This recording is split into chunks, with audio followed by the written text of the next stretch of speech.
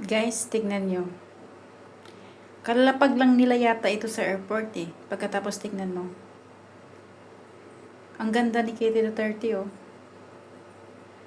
At saka pinoprotektahan niya yung ama niya. At yung mama niya. Alam nyo guys, yung taong hindi makapagtingin ng eye to eye, meaning nagsisinungaling yan. Kasi takot yan na mahuli. Ganon yun. Subukan yung tignan yung taong nagsisinungaling. Talagang hindi yan makatingin ng diretso. Kasi nagsisinungaling eh. Kapag ginigisa mo ang taong ganyan, hindi yan makadire-diretsong straight siyang magsagot. Meaning, she cannot speak straight. Because he's telling lies. So, tingnan nyo guys. Ang ganda ni Duterte, ang ganda ni Kitty pagka nagagalit. We need to know. Please give us information. Wala sa big request. Tagalogin na natin. Sabihin nyo kung saan siya dalahin. Hard way. Tang ina ka. As I walk through the valley of the shadow of death, I take a look at my life and realize there's nothing left. Cause I've been blasting. The hard way. Sir, we need to know. Please give us information. Wala sa big request. Tagalogin na natin. Sabihin nyo kung saan siya dalahin. Hard way. Tang ina ka. As I walk through the valley of the shadow of death, I take a look at my life and realize there's nothing left. Cause I've been blasting. The hard way.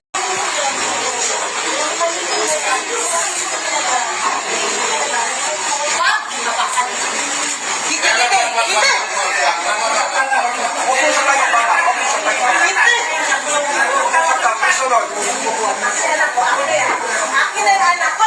Akin na yung anak ko! Akin na!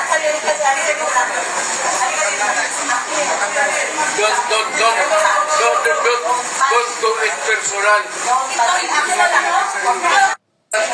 Ano ang kasalanan ko?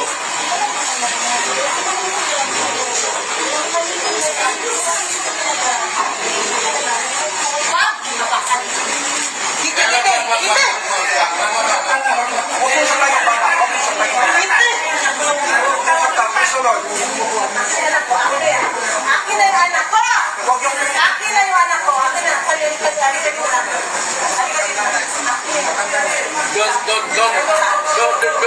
Don't do it personal. Akin na lang, no? Ano ang kasalanan ko?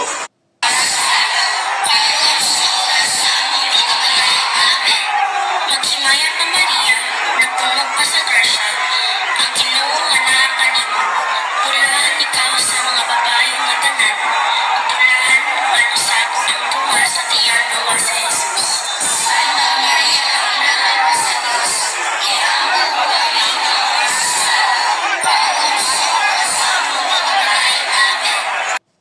Mga sa